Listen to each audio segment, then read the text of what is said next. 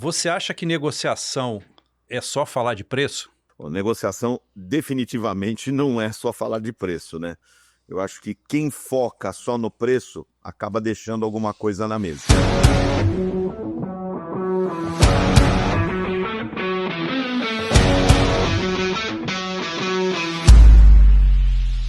Olá, pessoal, bem-vindos a mais um Negocia Ação, o podcast que une compradores e vendedores na arte de fazer bons negócios. Eu sou o Vidal, estou aqui com o André Gurgel. Tudo bem, André? Fala, Vidal, mais uma vez, tamo junto. Tamo junto. E hoje a gente tem um convidado muito especial, é uma honra falar com ele. Estamos aqui com o Davi Carvalho, também conhecido como Professor Davi. Professor Davi, engenheiro mecânico, mestre em administração, especialista em inovação e empreendedorismo. Foi executivo sênior nos segmentos de indústria e varejo. Professor de MBA e workshops na América do Sul, México e Estados Unidos. Escritor do Manual e Fundamentos de Compras. Palestrante, mentor, consultor e muito mais. Bem-vindo, professor. Muito obrigado, pessoal. É um prazer estar aqui com vocês hoje, nessa oportunidade de estar aí conversando sobre algo que eu acho que é a paixão de nós três, né? Verdade. Bom, vamos lá começar então? Bora. Bora lá. Professor Davi, primeira pergunta para a gente dar uma esquentada aqui na nossa conversa. Você acha que negociação é só falar de preço? Boa pergunta. Bom, negociação definitivamente não é só falar de preço, né? Eu acho que quem foca só no preço acaba deixando alguma coisa na mesa. Eu acho que negociar é buscar condições que tragam ganhos sustentáveis para os dois, né? Ou seja, ambos os lados buscam. Eu não acredito em negociação ganha-ganha. Eu acho que a gente constrói e eu busco o meu melhor, o outro lado também. Agora, construir uma solução, qualidade, prazo, nível de serviço, mitigar risco, obter parcerias, estratégias, eu acho que o preço é só uma parte da equação. É legal, realmente. É interessante você falar, né? Não é exatamente um ganha-ganha, mas você que está nesse mercado, hoje se fala muito, né? Se fala muito, não, tem que ir para o ganha-ganha, ganha-ganha.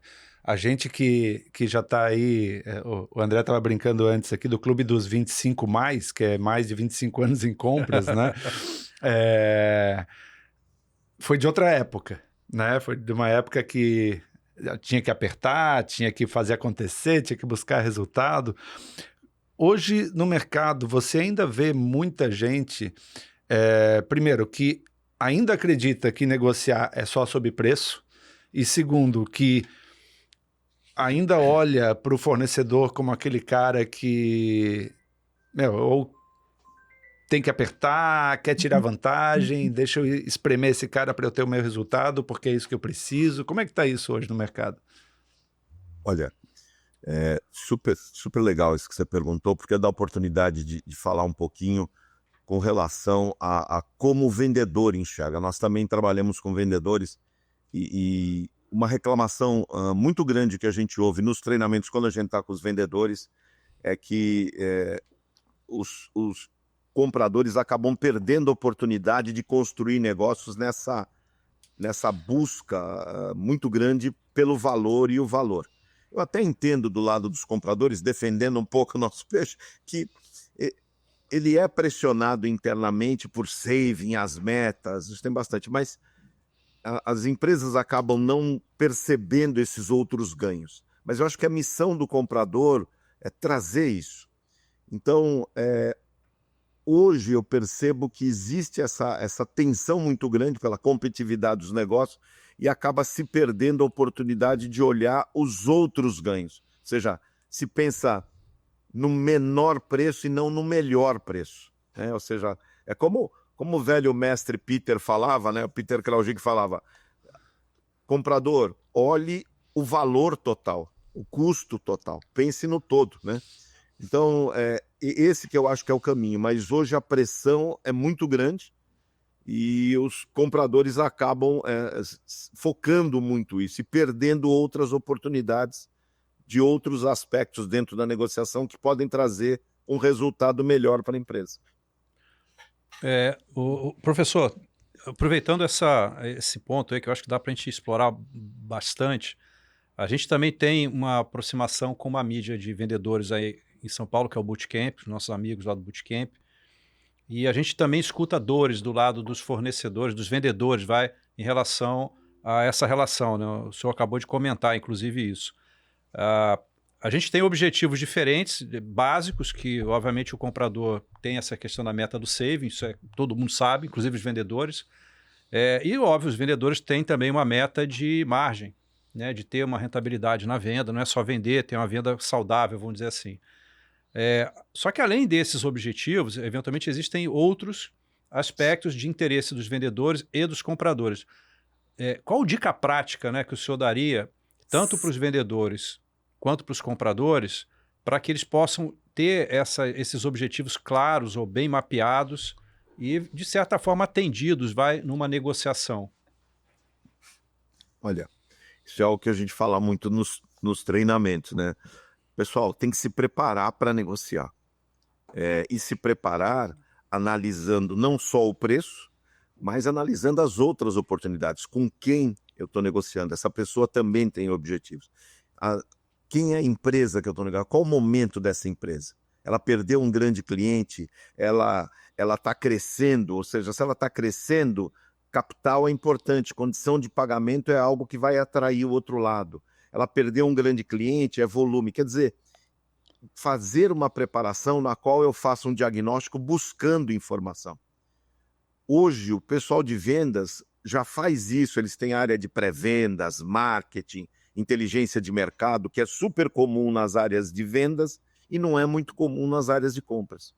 Então, para o comprador, eu diria, pesquise, se prepare, sabendo com quem você vai negociar, quais são os interesses do outro lado, para que você consiga ter elementos de troca, ter moedas de troca, que você possa oferecer para fazer um melhor negócio, né? Então, eu vejo o comprador muito focado no que eu estou comprando, né? Eu costumo dizer que comprador, antes de negociar, você tem que conversar com os 3 fatores críticos de sucesso de compras, que é quem mais conhece o produto que você está negociando, que é o próprio fornecedor, com o seu cliente interno, para não entender só o porquê eu estou comprando, mas para que eu estou comprando, e olhar para o produto e para o serviço e entender o que, na verdade, eu estou comprando.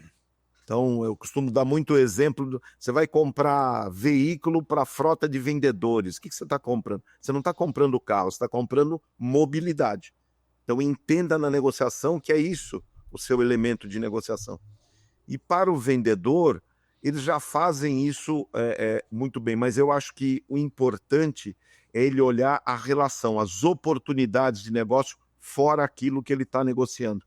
Ou seja, hoje, essa percepção do que eu vendo, mas quais são os outros elementos importantes?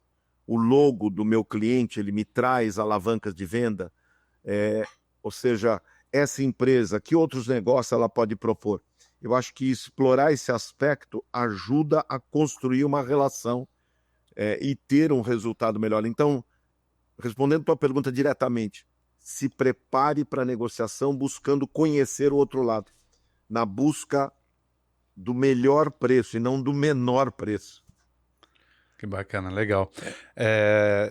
Tem uma pergunta nisso daí, antes só vamos aproveitar e agradecer aqui o pessoal que faz acontecer, né? Ajuda a gente a fazer acontecer esse podcast. Eu tenho um comentário também, mas vamos para os nossos patrocinadores. Bora. Bom, primeiro agradecer aqui a Nutrito, Natureza que Nutre, que estão aqui os produtos aqui expostos aqui para vocês. Quem entrar no site da Nutrito agora com o nosso voucher negocia com 2is10, ganha 10% de desconto na compra de qualquer produto na Nutrito, no site. E também a For You Consult, transformando riscos difíceis em estratégias inteligentes. Mais que seguros é proteger seu patrimônio e sua reputação. Nossa corretora de seguros. Agradecer a VRV Gestão. Não é só sobre ser o melhor, é sobre melhorar sempre. Consultoria em gestão de compras. E a Outplan, nosso grande parceiro, com seu sistema de e-procurement, o Outbuy Center, ajudando os compradores na gestão de compras inteligente. Obrigado, Outplan. Liga lá e fala com o Ângelo. Fala com o Ângelo, O comentário rápido, antes de você fazer a pergunta que eu queria deixar aqui, né, o professor, é que o comprador perguntar, é uma coisa tão boba, né, mas perguntar para o fornecedor abertamente, cara, a gente chega, tudo bem, o comercial é o comercial, a gente vai sempre ter essa discussão, mas tem alguma coisa que eu posso fazer para você que seja legal? Se a gente fechar, por exemplo, ir num evento e apresentar o teu case junto contigo, isso é legal para você? Autorizar você a colocar o logo da empresa no teu material promocional ou divulgação do produto, é legal para você? São coisas assim que, em geral, os compradores não fazem, né? E talvez seja uma abordagem positiva até de ter uma negociação melhor, né? É verdade. Sem dúvida. A gente teve um bate-papo em que a gente perguntou justamente quem tinha maior poder, né? O comprador ou o vendedor. Foi com o Leonardo Rosa, quem quiser ver tá no nosso canal do YouTube. E justamente o Leonardo ele já foi do vendas, né? Então ele trouxe isso. Ele trouxe, cara, é o que você acabou de falar, professor Davi. A galera do vendas está muito acostumado em se preparar, né? Eles estudam o cliente, eles sabem o que o cliente precisa, como que ele está se movimentando. Já a galera do compras não, né? É muito mais fazer uma tabelinha de preço, quando o cara olha para o TCO, né, o custo total de aquisição, a gente já vê, pô, esse aí está evoluído, vamos lá, né? Mas ele não olha para esse aspecto. Eu tive uma experiência num treinamento de negociação, inclusive, em que, olha que interessante, né? Era uma negociação, tinha o contexto, né, de uma atriz voltando, quase aposentada, voltando para o teatro, e o comprador saiu da caixinha, né, do contexto da negociação, e ele ofereceu para ela batizar o teatro com o nome dela. Né? Olha que interessante isso, né? Olha como a criatividade dele ajudou ele a sair, né, da situação. Agora, trazendo isso para as empresas, professor Davi, a gente tem hoje um grande desafio de volume de atividades, né? Cada vez mais, né, a gente busca as pessoas fazendo mais no mesmo tempo, né? A gente tem uma promessa de IA eu digo, né, que vai nos ajudar a reduzir o operacional. Já vemos alguns movimentos nesse sentido, mas ainda não está concretizado e ainda não está rolando, e vai demorar para chegar, nas pequenas e médias empresas, né, que são a maioria no nosso país. Como que você vê esse desafio, né? Então o cara ele tem que se preparar para uma negociação, mas ao mesmo tempo tá pingando as requisições lá para ele, né? Ele não pode deixar parar. Você tem o desafio negociação versus eu não posso deixar uma fábrica parar, Deus o livre, não tem custo que eu ganhe que justifique eu deixar uma fábrica parar. Como que tá esse desafio hoje no mercado? O que você falou é uma grande verdade, né? O comprador, até nos treinamentos a gente fala muito, eu sei que vocês estão aqui, mas a caixinha de vocês está caindo requisição lá. Isso aí, Então, isso é fato. E pessoal, tempo é igual para todo mundo, né? Então, ou seja, o caminho é segmentar, eu não tenho opção. Então, desde que seja fazer o básico, fazer uma curva ABC e o que é C, eu não vou focar tempo em negociar, porque não faz sentido, é atender, né? E a gente não pode esquecer que a curva C, o meu tail, ou seja, aquelas compras menores, o grande volume está ali. E eu vejo hoje o pessoal perder muito tempo naquilo. Então eu costumo brincar e mostrar, pessoal, se esses valores aqui, você pagar 10% a mais, ele representa 5% do valor e é 50% do volume.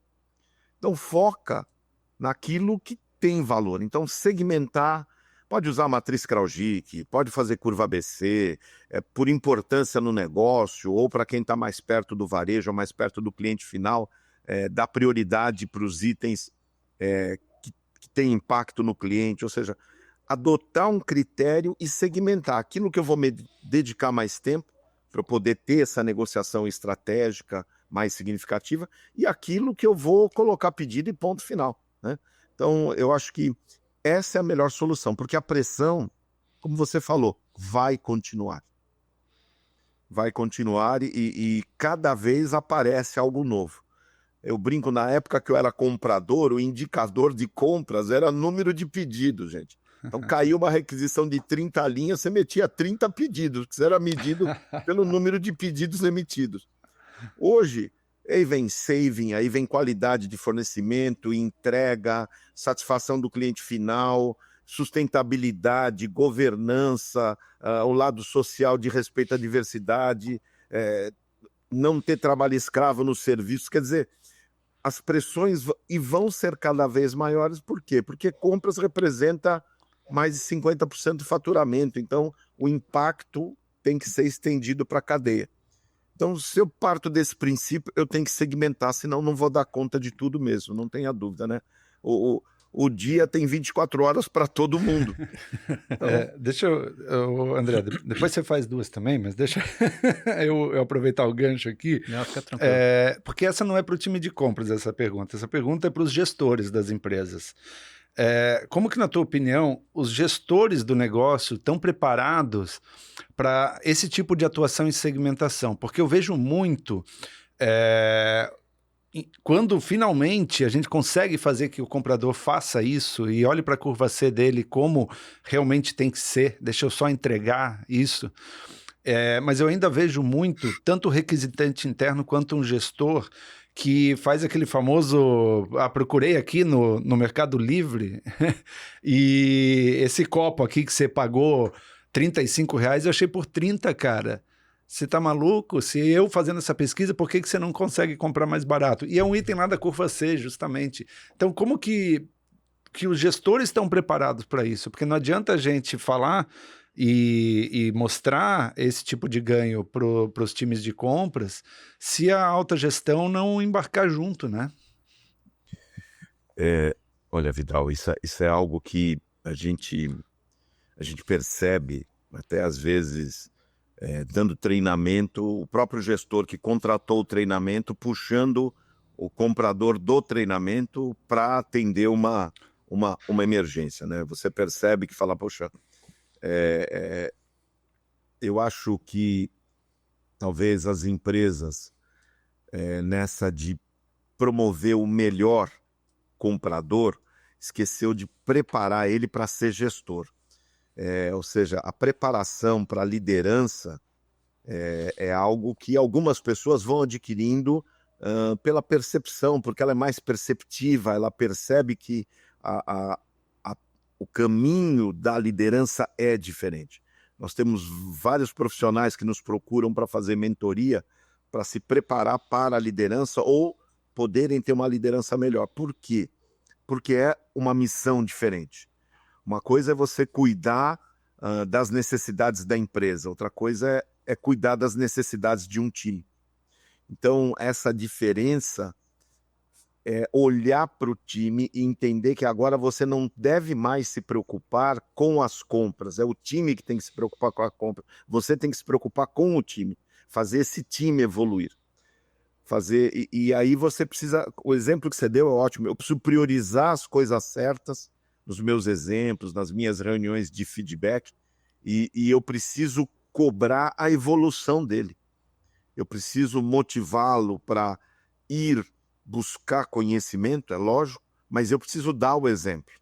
Então, eu percebo que a liderança hoje busque preparação em liderança.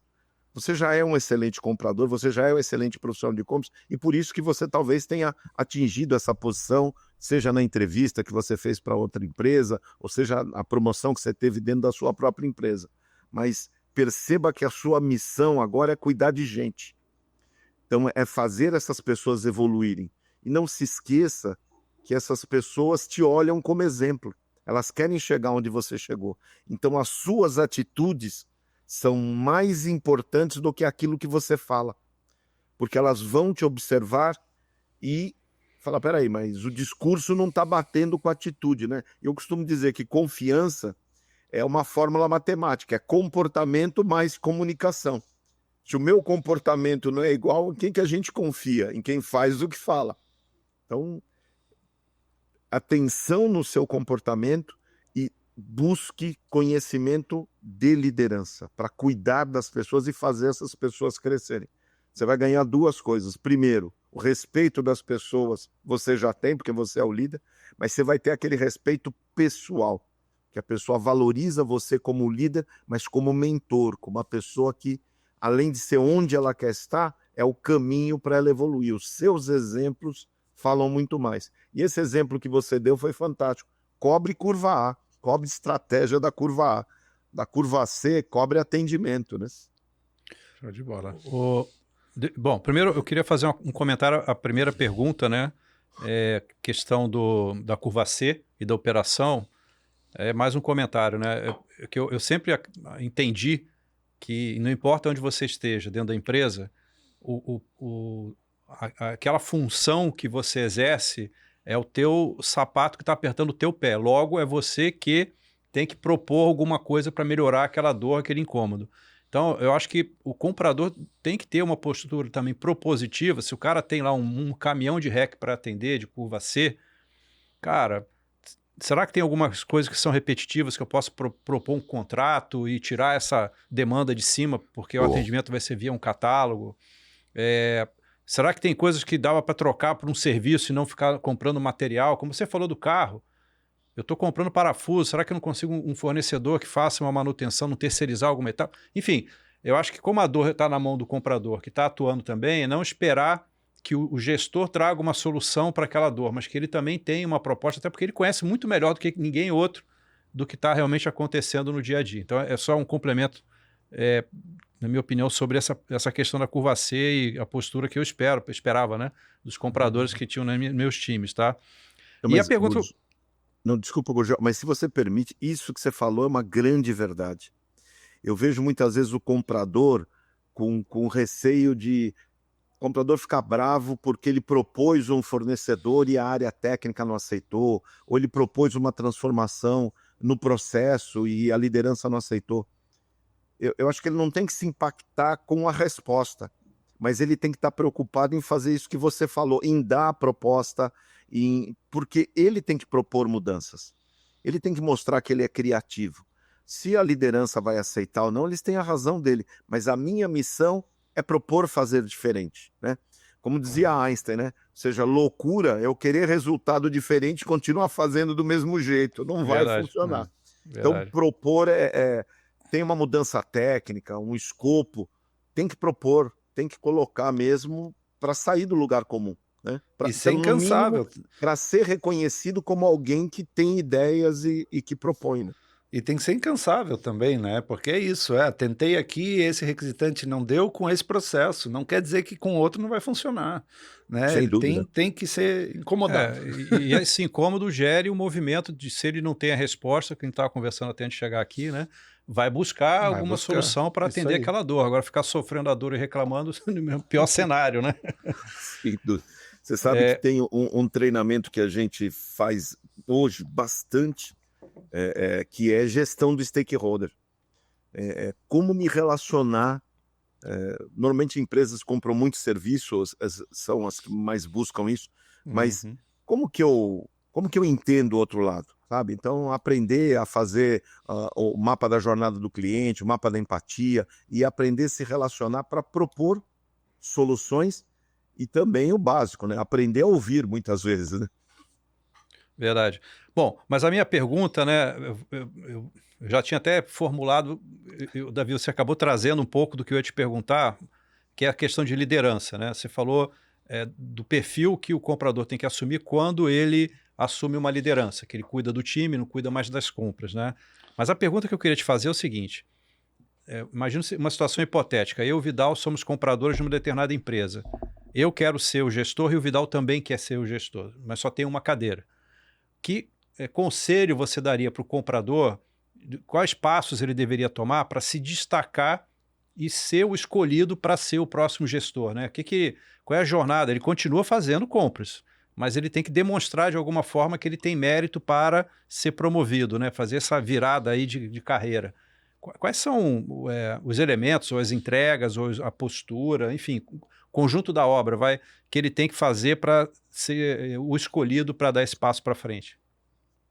Olha, bom, Vamos colocar todo mundo no mesmo plano. Então, primeira coisa, o que é a sua missão, ou seja, aquilo que está destinado já para você fazer, você tem que estar fazendo bem feito, ponto final. Ou seja, eu tenho que estar entregando, ponto. Isso é básico. Não adianta eu fazer maravilhas, propor ideias e o meu feijão com arroz eu não estar entregando. Então, esse é o ponto de partida. Estou entregando bem o que eu estou fazendo? Ótimo.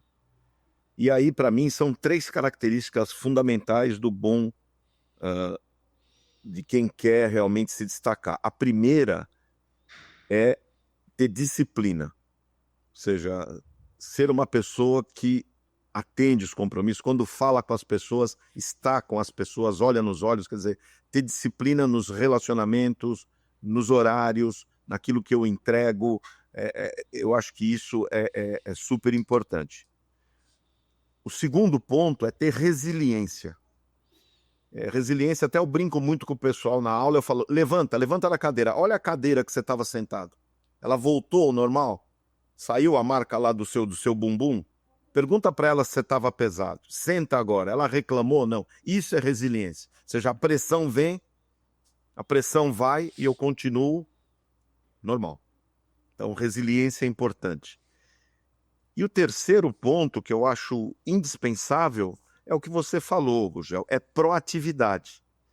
É proatividade no sentido de, até no sentido de reconhecer se o outro foi promovido e o outro é ajudar o outro, ou seja, proatividade no sentido de ir além, né? de olhar o que mais eu posso contribuir. O que eu estou fazendo bem, mas o que mais eu posso contribuir? Onde eu posso agregar, né? E essa proatividade, ela é muito ampla, no sentido de assumir novas tarefas, de entregar novos resultados, de ajudar as pessoas que estão ao seu redor. Porque essas são, na verdade, as principais características de uma boa liderança, né? Eu falo que resiliência é do comprador também, mas o comprador tem que ter o famoso TBC, que eu brinco nas aulas, é tirar a bunda da cadeira, ir atrás, ir buscar, ir onde está sendo... O líder, ele tem que perceber o ambiente e saber as oportunidades. E a proatividade demonstra isso, né? Demonstra que eu colaboro, eu trago coisas novas, coisas diferentes.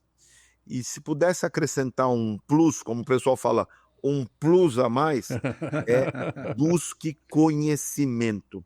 Uma pergunta que um aluno me fez numa aula que a gente estava fazendo de inteligência artificial em compras, foi, Davi, na época de inteligência artificial, o que eu preciso aprender? Já que as ferramentas vão me dar. Eu falei, você precisa buscar conhecimento, porque senão você não vai saber usar. Você já fala inglês, fala francês, porque na minha época falar espanhol e inglês era um plus. Hoje é básico, eu tenho que ter um segundo, um terceiro idioma. Hoje, ou seja, o plus qual é? É eu conhecer Python, eu conhecer Java, eu conhecer uma linguagem para poder usar a inteligência artificial. Senão eu estou usando 15%, 20%. Estou usando a inteligência como assistente e não como agente. Então, buscar conhecimento eu acho que seria o creme de la creme, né? Seria assim o plus, né? Eu acho que esses são os elementos que vão ajudar o profissional a crescer e ser reconhecido como alguém capaz de liderar uma equipe, né? Bacana, professor. Você citou algo bem interessante. Eu ia fazer uma outra pergunta sobre isso, que é justamente nesse sentido do soft skill, né? A gente teve recentemente com um time grande de compras falando sobre soft skill, e aí vem o que todo gestor sabe claramente que assim, desenvolver hard skill é relativamente fácil, né? Você dá o treinamento, você busca acompanhar a aplicação desse treinamento na prática, né? Porque só dar um treinamento falam em no máximo 30% de absorção, né? De um dia inteiro de treinamento efetivamente e tal, beleza. Mas como realmente desenvolver o soft skill, né? Esse é um desafio. Mas você comentou do inglês, né? Realmente, na nossa época, né? Você tinha ali o inglês e o espanhol, E uma outra língua até me falava. Eu lembro quando eu fiz lá atrás um processo, um mentor, ele falou, cara, eu gosto de alemão, eu quero ainda na minha vida aprender alemão, sei só arranhar, mas ele me falava assim, cara, você quer aprender alemão? É por hobby. Ou se você tem um objetivo de trabalhar numa empresa específica. Pô, eu quero trabalhar em tal empresa e eles têm uma cultura alemã, eles têm uma sede na Alemanha, vai ser muito bom para ti. Igual, quero trabalhar na Renault, vou aprender francês, enfim. E hoje em dia está virando uma chave, professor, de muitas pessoas dessa nova geração falando que nem o inglês eu preciso, nem o espanhol, justamente porque eu tenho IA, porque eu tenho ferramentas que hoje eu falo aqui no celular, ele já traduz para você o que eu falei, você fala, ele traduz para mim, e já tem ferramentas que faz isso em tempo real. Em videochamada, né? Também. Em videochamada, e aí a gente começa a questionar algumas coisas, né? Então, pô, lá atrás era um diferencial, de repente virou, não é mais um diferencial, tem que ter, e agora nem isso precisa ter. Mas se nem isso precisa ter, o que precisa ter? Mas, Vidal, é exatamente esse ponto. Eu insisto que ainda faz diferença porque ajuda a construir a confiança. No diálogo, numa negociação, você falar a língua do teu interlocutor vai fazer toda a diferença.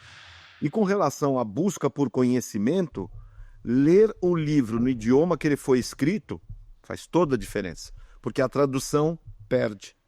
A tradução não traz o espírito, né? A ideia do autor.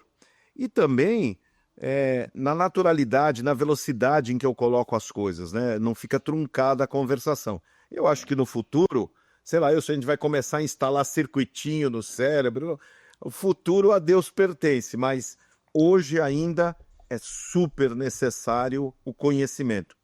E lembrando daquilo que eu falei, se você quer usar a inteligência, você tem que falar pelo menos um idioma de computação, você tem que pelo menos conhecer. No mínimo Python, que eu recomendo, que eu acho que é mais... Aliás, foi o que eu escolhi para aprender porque é o mais fácil, né? Então eu acho que é super necessário. Mas, professor, eu vou fazer uma provocação aqui sobre esse papo, né, esse ponto, que é o seguinte. Até pegando o passado, né, teve uma época em que, talvez muitos que estejam assistindo a gente aqui não tenham vivido essa época, mas que o grande diferencial de um profissional no mercado, para você se colocar no mercado, é você ser bom em datilografia. Existiam cursos que cobravam caríssimo até para o cara ser proficiente nesse negócio, ficar ali digitando, e tinha uns caras que digitavam sem olhar a máquina, aquilo era um must na época, né? E aí, hoje em dia, logicamente, isso morreu, né? Não existe mais, assim como muitas coisas que tinham no corporativo, fax, e coisas que não existem mais. É lógico. E aí a minha provocação é nesse sentido, né? Essas mudanças que acabam acontecendo, em geral, mudam não só a forma de você trabalhar, mas a sociedade como um todo. Que tipo de transformação, né, na tua visão, expandindo essa história do idioma que a gente colocou, mas que está aí acontecendo na tua percepção e que vai transformar a forma de trabalhar, inclusive, né? Que se é que já não está acontecendo com o próprio home office, né? Mas, enfim, eu queria ouvir uma visão mais abrangente da tua parte. Olha, eu acho que a gente tem um excelente exemplo, Gurgel, exatamente em compras. Você sabe que há 10, 12 anos atrás, eu falava em aula, pessoal, o robozinho vai chegar, ele vai receber a cotação, ele vai olhar o vendor master list, identificar os fornecedores, enviar a cotação, receber a requisição, olhar o vendor master list, enviar a cotação, responder, conversar com o fornecedor, que olha, dia tal, você já me vendeu isso, e o preço baseado nas informações que ele consegue. E eu lembro de um aluno ter falado, professor, mas você já falou isso, eu já assisti outro, quando que isso vai acontecer? Eu falei, olha, eu não sei quando, mas que vai. E hoje é uma realidade. Se a gente olhar poucos anos atrás, era realidade e custava uma fortuna. Hoje já é um valor big e acessível até para pequenas empresas. Ter um RPA, um robozinho, né, um Robot Process Automation, seja o UPAT, seja o Holmes, quer dizer, eles têm essa capacidade hoje de já estar comprando o básico, aquilo que está cadastrado, e isso é uma evolução, percebe? Ou seja, uma coisa que eu digo, áreas de compras, curva C, terceirizar é algo mais que necessário. Porque será que justifica o custo do comprador estar comprando curva C? Claro que eu não estou falando... A gente fala curva C, a gente fala só no valor. Claro que é um item C que não é essencial para o meu processo. Mas talvez isso eu posso delegar, eu posso ter um controle, mas eu posso ter um robozinho comprando. Então, e hoje então, o valor de instalar um robô é super acessível. E eu acho que essas mudanças vão acontecendo, né? Quem é mais das antigas, como nós, por exemplo, deve lembrar do desenho dos Jetson, né? A gente via algumas coisas ali que naquela época, o cara fazendo consulta médica pelo televisor, naquela época a gente achava, e hoje telemedicina existe, está regulamentada, quer dizer, essa evolução acontece inclusive na área. E eu lembro um astrofísico chamado Carl Sagan, que começou uma série que passou até na Globo, na época chamava Cosmos. Ele falava assim, o futuro é um trem que está vindo na sua direção e você está no meio do trilho. Você tem duas opções. Ou você continua no trilho, ou você sai e entra nesse trem. A decisão é sua, né? Bacana. Só um comentário, eu achei interessante esses exemplos, né? E você me trouxe uma lembrança, professor, de um entrevistado meu, que é um cara da área de tecnologia, que ele falou uma coisa que eu nunca esqueci. Ele falou assim, tecnologia boa é aquela que ela é empregada, você usa e você esquece que ela existe, porque ela está tão dentro do teu dia a dia que você esquece. Ele citou alguns exemplos, como o próprio WhatsApp, o Uber, né, que entrou, transformou, disruptou e virou rotina. E hoje ninguém sofre mais, está todo mundo usando, está no nosso sangue, né? Legal. E Gurgel, uma coisa que eu acho que complementa isso. Tem algumas tecnologias que não tem custo, tipo o Waze, não é verdade? Ou seja, a forma de monetizar hoje está se tornando uma forma que a tecnologia chega acessível a todos. Então ela se incorpore, é o que você falou, você não percebe mais, né? Eu brinco muito em aula, falo, quem aqui pagou aluguel para alugar a fita, não é verdade? Ia lá no Blockbuster, acabou, meu amigo. Você tem 10, 12 opções e há um ponto hoje onde eles brigam pelo preço que ele te vende o streaming, não é verdade? Eles batalham de tantas opções que tem, né? Mas, para ter um pouco de humor a mais aqui, quem nunca lembra de ter rebobinado fita cassete com caneta Bic? Alguém lembra disso, não é verdade? Verdade. Desembolar a fita quando o som comia fita, né? Mas falando gosto dessa analogia, né, do trem tá vindo na sua direção ali. Uma coisa que a gente percebe é que para as empresas menores, o trem ele vem um pouquinho mais devagar, né? Pelo menos na percepção delas, né? E até na visão delas de embarcar nisso, né? Então a gente vê, por exemplo, falando mesmo do RPA, né? A gente já vê muitas grandes empresas utilizando isso. Agora as menores, a maioria delas olha para isso com um certo distanciamento, olhando e fala, cara, não, imagina, isso não é para mim. Né, eu com esse spend hoje, ou com esse time que eu tenho, né, com o orçamento que eu tenho, isso não é para mim. Como que essas empresas podem buscar isso, né, entrar nesse trem de uma forma mais rápida, e você vê isso acontecendo também com a IA agora, ou a IA também vai ter uma curva para chegar? E não estou falando da IA daquele jeito copy-paste, né, de, deixa eu fazer um prompt aqui, ele me dá uma resposta, eu colo isso aqui no e-mail, pronto, tô com o e-mail bonitinho. Não tô falando dessa IA, essa aí eu acho que todo mundo já está usando, né? Tô falando da IA efetivamente, que nem se falou, deixa eu usar aqui uma linguagem de programação de que ela realmente consiga estar no meu dia a dia. Como que você vê, então uma dica para essas empresas conseguirem embarcar em tecnologias que hoje já não são vistas como disruptivas, como um RPA, mas que ainda são vistas como distantes para empresas menores, e como que você vê a curva da IA agora chegando com tudo aí para as empresas menores também? A dica que eu acho é ter como espelho, como exemplo, a boa parte das empresas pequenas, há 15, 20 anos atrás, que hoje são uma das maiores empresas do mundo, né? Você pensar em Google, nesse caso, seja, Google há 20 anos atrás, o time se reunia em volta de uma mesa de ping-pong. E hoje é uma das maiores empresas do planeta. Ou seja, é buscar conhecimento. A minha esposa, por exemplo, ela participa lá no Sindipeças, porque ela vem do segmento automotivo como eu, de um grupo que traz financiamento para as empresas, financiamento do governo, linhas de crédito que estão disponíveis, porque as empresas não enxergam isso ou não buscam.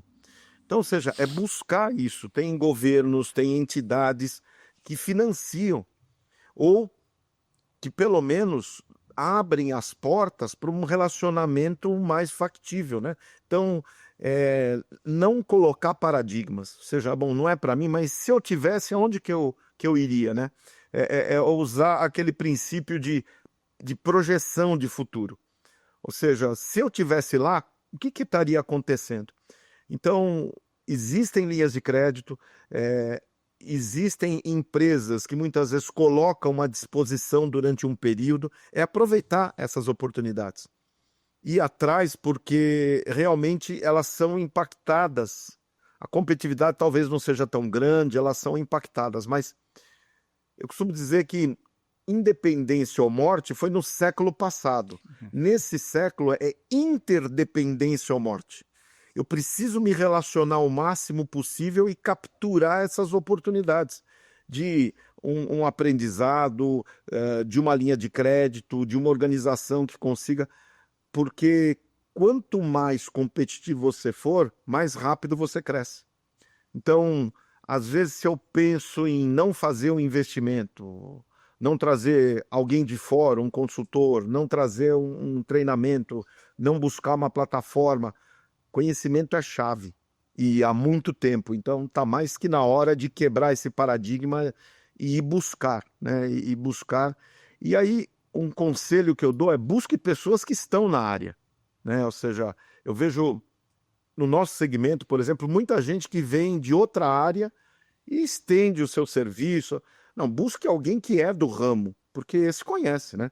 Eu digo, para você falar de compra, você tem que ter sentado lá como comprador e sofrido um pouco para você trazer a solução da dor que o comprador tá sentindo, né? Eu acho que isso é relevante, se é esse conhecimento que eu quero. Não adianta também eu ir tentar buscar uma ferramenta ou uma solução para o meu negócio que não veste o meu negócio. Eu costumo comparar a tecnologia com roupa. Por exemplo, eu assim, redondão, se me der um manequim 36, eu não entro nem a pau. Se me der um 68, vai ficar sobrando. Então, a ferramenta tem que ser do tamanho da sua organização, nem menor, nem maior. E para isso, você não tem conhecimento. Então, busque alguém que já sofreu com isso, já ajudou outros, a te ajudar a encontrar soluções, né? É como mentoring. Tem uma hora que eu preciso crescer na minha carreira e eu não sei para onde ir. Pega alguém que já cresceu, que já passou por isso e trabalhe com ele, porque você vai ter resultado, né? Eu acho que aquele velho chavão que o Milton Friedman falava, né? Não tem almoço de graça. Mas quando o dinheiro é bem aplicado na solução correta, o resultado é certo, né? Que bacana. Bem, a gente vem chegando... Tem uma coisa que está acontecendo que é muito legal nos nossos episódios, é que a gente chega no final sempre com falas incríveis, mesmo sem ter combinado isso. É verdade. Né? Então, a gente está se encaminhando para o final aqui. A gente vai dar mais uma palavrinha para ti, para você fazer suas últimas considerações. Só antes disso, vamos mais uma vez agradecer aqui aos patrocinadores, André. Vamos lá. Bom, primeiro a Nutrito, Natureza que Nutre, que está aqui os produtos da Nutrito. Para você que vai entrar no site da Nutrito, entra com o nosso voucher, que é o Negocia com 2is10, e você tem 10% de desconto na compra de qualquer produto no site deles. E, professor Davi, a Nutrito oferece para o senhor R$300 em compra de produtos no site. Depois aqui eu vou passar o teu voucher para ficar fitness. Aí você vai entrar no 36 aí. Vamos lá. A For You Consult, que é a nossa corretora de seguros, transformando riscos difíceis em estratégias inteligentes. Mais que seguros é proteger seu patrimônio e sua reputação.